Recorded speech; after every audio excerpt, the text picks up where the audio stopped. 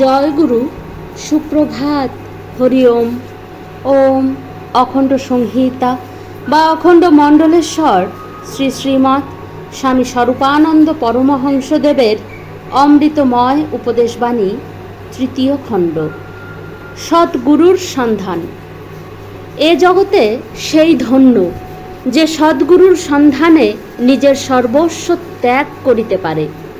কিন্তু বাছা, একজনের পর একজন করিয়া নব নব দীক্ষাদাতা গুরুর পিছনে ঘুরিয়া বেড়াইবার নামই সদ্গুরুর অনুসন্ধান নহে।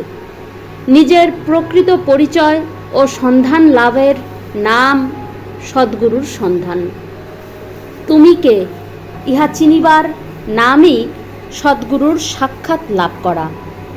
ভারতবর্ষের অধিকাংশ লোকেরই এই এক বদ্ধমূল ধারণা যে দীক্ষা না লইলে ভগবৎ দর্শন হয় না।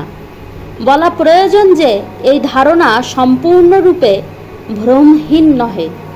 দীক্ষা লওয়া বা না লওয়ার উপরে ভগবৎ দর্শন লাভ করা বা না করা ততটা নির্ভর করে না, যতটা করে তোমার সাধনার নিষ্ঠা ও প্রাণের ভক্তির উপর।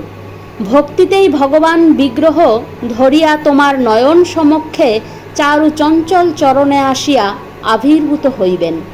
প্রেমেরই টানে তিনি রস স্বরূপ হইয়া তোমার হৃদয় হৃদয় মিলাইয়া জীবন জুড়াইবেন। হরি ওম।